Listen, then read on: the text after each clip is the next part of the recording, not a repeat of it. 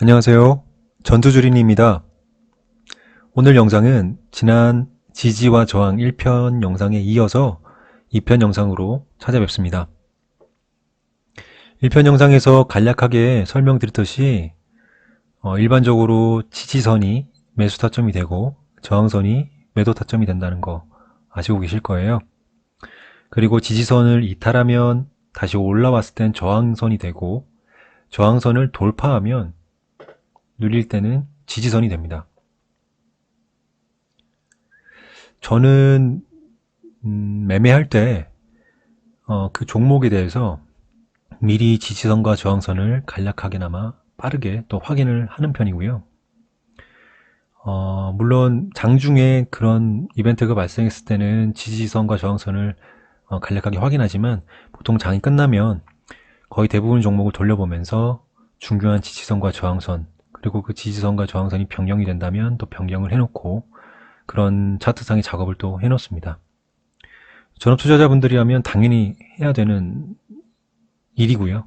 또 그렇게 해놔야 수익 낼 수 있는 구간이 보이게 됩니다. 여러분 혹시 지지선과 저항선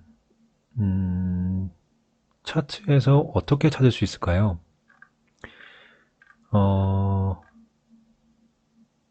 모든 고점이나 모든 저점 이걸 다 이어버리면 지지선과 저항선에 대한 신뢰도가 낮아지겠죠.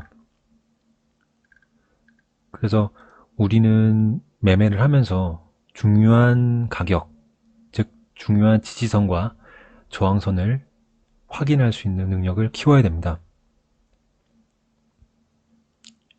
여러분께 드리고 싶은 말이 있는데요. 주식 차트, 즉 가격 형성이 이루어지는 이 차트는 이 주식을 매매하는, 거래하는 시장 참여자들의 심리가 반영된 겁니다. 즉 지지선과 저항선은 무수하게 많이 존재합니다. 차트에서. 하지만 그 중에 우리는 중요한 지지선과 저항선을 찾는 것, 그리고 그 중요하다는 것은 시장 참여자 대다수도 중요하게 생각하는 지지선과 저항선을 찾아야 된다는 겁니다. 지지선과 저항선을 정부에서 정해주거나 금융감독원에서 정해주거나 아니면 뭐 세력이 정해주거나 그러지 않습니다. 여러분 오해하시면 안 되고요. 지지선과 저항선은 이 주식 매매를 하는 시장 참여자들이 만들어간다. 특히 이 주식 매매하는 대다수, 소수가 아닌 대다수가 확인하고 인정하는 지지선과 저항선을 우리는 알아야 되고 찾아내야 된다. 그 작업이 가장 중요한 겁니다. 어떤 분들은 차트를 만드는 게 주포, 세력이 만드는 거다 라고 하시는데 저는 그 말을 절대 부정하진 않습니다. 어느 정도 그 부분에 일리가 있고 또 개연성이 충분히 있거든요. 하지만 주식을 처음 접하시는 분들이나 저와 같은 아직 입문한 지 얼마 안 된 초보자들은 그런 부분까지 생각하기에는 어려워요.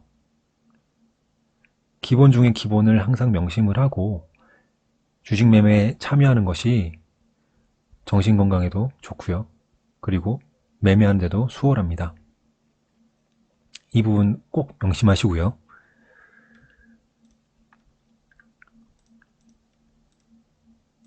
그러면 오늘 설명드릴 내용을 예시를 들어서 종목 한 두 가지를 좀 들고 왔는데요. 그 두 가지를 좀 같이 보면서 설명을 드리려고 합니다. 첫 번째는 크리스탈 신소재입니다. 크리스탈 신소재는 오늘도 오늘 시세가 나왔던 종목인데 일단 일봉상으로 좀 볼게요. 그러면 시장 참여자 대다수가 생각하는 중요한 지지선과 저항선은 어디일까? 라고 하면 일봉상 제가 그어놓은 선이 있는데 1885원과 1965원 그리고 여기 1700 65원. 이 세 가지 선은 크리스탈 신소재가 오늘 시세가 나오기 전에 이미 미리 그어놨던 선입니다. 저는 이 세 가지 선 1765원과 1885원, 1965원은 미리 그어놨던 선입니다. 그럼 이 선을 왜 그어놨느냐? 일봉을 좀 길게 보면 우선 1765원은 과거에 이 부분들 저항으로 받았던 부분, 상승을 한 이후에 지지했던 부분, 이탈하고 저항했던 부분, 저항을 받았던 부분들. 그래서 1765원을 중요한 가격이라고 생각을 했고요. 그리고 1865원은 단기적인 6, 7개월, 8개월 정도에 봤을 때 저항을 맞았던 부분 이라고 생각해서 1885원을 또 지지저항선으로 그어놨습니다. 그리고 1965원은 단기적인 고점, 꼬리 매물대 고점, 7월 7일날 고가 1965원이 되어 있죠. 1965원을 또 그어놨습니다. 왜냐하면 시장 참여자들이 단기적으로 단기 고점 돌파 이런 걸 많이 보시죠. 그래서 고점도 하나의 중요한 가격대라고 생각을 했기 때문에 이 부분도 선을 그어놨습니다. 그렇다면 제가 오늘 장을 시작하기 전에 이렇게 선이 그어져 있었겠죠. 1765원, 1885원, 1965원 이 세 가지를 그어놨습니다. 그리고 오늘 시세가 나왔죠. 그러면 1765원과 1885원, 1965원이 분봉상 오늘 어떻게 작용을 했는지 한번 보겠습니다. 이게 오늘 분봉인데요. 1765원, 1885원, 1965원이죠. 보이시는 분들은 이미 캐치하셨을 겁니다. 오늘 크리스탈 신소재가 시가가 1770원이었어요. 근데 보시면 저가가 1765원으로 되어 있죠. 1765원. 아까 1765원 그어놓은 선이 있죠. 자, 1770원 위에서 시작했는데 밑으로 내려오더라도 1765원을 정확하게 터치하고 올라가는 겁니다. 그렇다면 이 라인은 지지선이 또 되겠죠. 그래서 올라와서 이 부분에서 뭔가 오르내림이 있었죠. 흔드는 구간이 있는데 1885원이 중요한 또 지지저항선이었다고 아까 그어놨기 때문에 이 부분에서 움직였습니다. 이렇게. 만약에 강력한 저항이었다면 맞고 떨어졌겠죠. 근데 이 부분을 또 돌파했습니다. 돌파했다는 것은 1885원이 지지하는 선이 될 수 있다. 그래서 또 올라갔죠. 올라갔다가 또 어디를 만났느냐. 1965원을 그어놨던 선이 있죠. 1965원 여기 자세하게 보시면 이게 올라가다가 가다가 이 부분에서 지금 꼬리를 달고 떨어졌던 모습이 보이죠. 결국 저항이 됐다는 거죠. 하지만 이 크리스탈 신소재는 오늘 강한 종목이었기 때문에 한번 맞고 떨어지지만 그대로 돌파를 해버렸고 상승을 줬다는 겁니다. 그렇다면 제가 만약에 이거를 오전에 봤다면 제가 뭐 다른 종목 매매한다고 보진 못했는데 봤다면 어디를 매수 타점을 잡았을까요? 만약에 1885원을 돌파했을 때 올라와 있는 상황이었다면 저는 이 부분을 매수를 걸어놨을 거예요. 그리고 돌파한 이유를 확인했다면 이 부분을 매수 타점을 잡았을 겁니다. 자, 미리 확인했다면 이 부분에 매수를 걸어놨다가 조금 빠지더라도 이 부분이 빠진 부분이 1%밖에 안 되네요.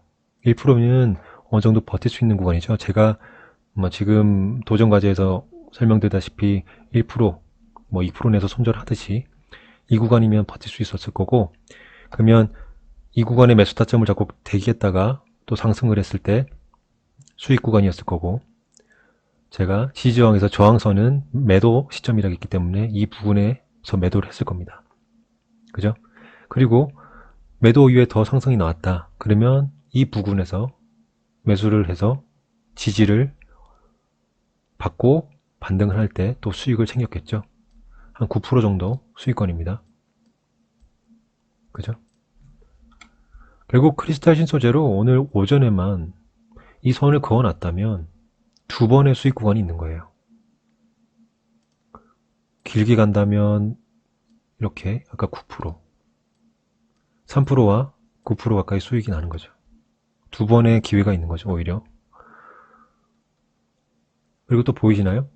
이렇게 흘러가다가 내려왔을 때 1965원을 지지를 하죠. 왜?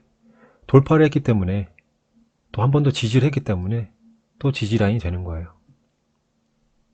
절대적인 건 아닙니다. 물론 여기 지지를 받고 올라갔다가 이탈할 수도 있어요. 그럼 그때는 원칙에 맞게 손절을 해야 되는 거고요. 이런 지지하는 모습도 보여줬기 때문에 오늘 만약에 매수를 했다면 이 구간, 이 구간, 이 구간 이렇게 수익이 났겠죠.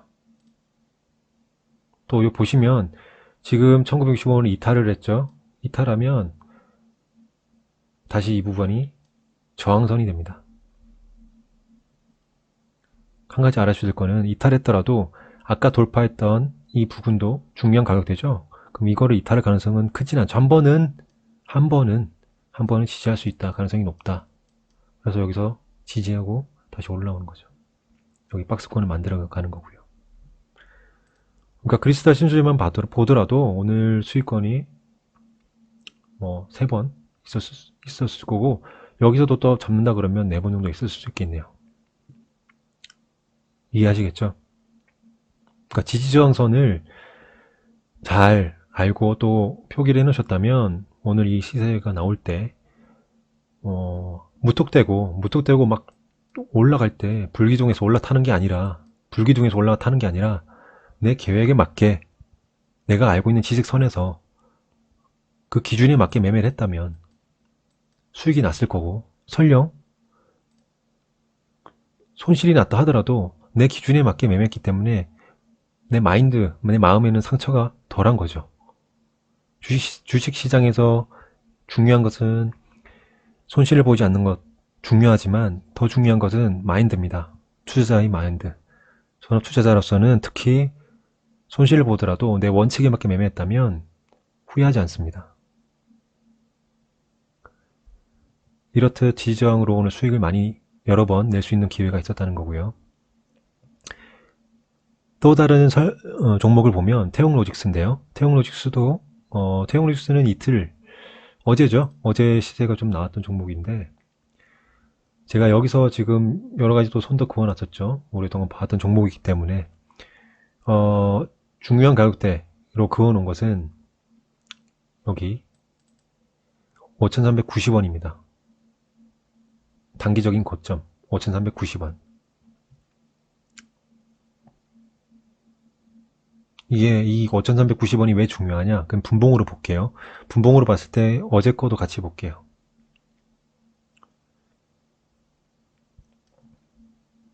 이게 어제 분봉 차트인데요. 5,390원 보이시죠? 이 부근에서 또 공방이 일어나죠. 좀 빠졌더라도 또 공방이 일어나고 거기를 지지하고 이제 돌파하게 됩니다. 이 가격대 중요하다는 거죠. 5,390원.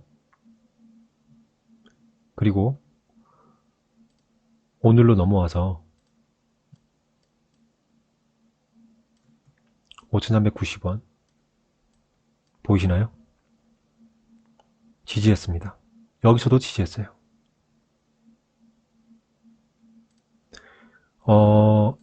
주식 차트 분봉 특히 보실 때 여러분들 당일 것만 보지 마시고요. 하루 이틀 전까지는 같이 포함해서 보시는 게 매매하시는데 좋습니다. 왜냐하면 지지저항성을 같이 볼 수 있기 때문이요. 자, 5,390원 전날 이 부분에서 움직이고 돌파했습니다. 위에서 놀다가 오늘 내려왔죠. 자, 돌파했던 자리는 저항선이 있다가 돌파된 자리는 지지한다 했죠? 그럼 여기서 지지하게 되는 거죠. 그죠? 그리고 또 여기서도 지지하고요. 그러면 흐름을 봤다면 여기서 매수해서 2%, 여기서 매수해서 뭐 3% 수익을 낼 수 있는 거죠. 그러니까 이렇듯 일봉상 중요한 가격대 라인들을 늘 확인을 하시고 지지저항선을 확인하시고 분봉상으로 대입을 해서 매수 타점을 잡는 것이 그나마 안정적인 매매인 거고요. 이탈한다 라면 손절을 해야 됩니다. 당연히 손절을 해야 되고, 만약에 어제 오늘은 뭐 이탈한 게 없기 때문에 5,390원이, 근데 5,390원을 어제 만약에 봤다, 중요한 가격대다, 근데 내가 여기 걸어놨는데 빠질 수도 있죠. 빠지더라도 어느 가격대까지 내가 참을 수 있느냐, 즉 손절가를 어디로 잡느냐를 것도 중요합니다. 손절가를 정하지 않고 매수대기 걸어 놓으시면 안 돼요. 5,390원 돌파했네? 지지할 것 같으니까 5,390원에 매수 주문 탁, 그걸로 끝나시는 게 아니고요. 5,390원을 매수 클릭을 하시기 전에, 매수 대기를 걸어 놓으시기 전에, 만약에 이탈했을 때 어디까지 했을 때 빠지면 내가 손절을 하겠다 라는 생각을 하시고 매수 대기를 걸어 놓으셔야 됩니다. 그것도 매매 원칙에 포함되는 거예요. 아시겠죠? 제가 지금 설명드린 내용들을 단순히 지지저항 거기 매수 걸어놓고 오르겠지 마냥 기다리시면 절대 안 됩니다. 아시겠죠?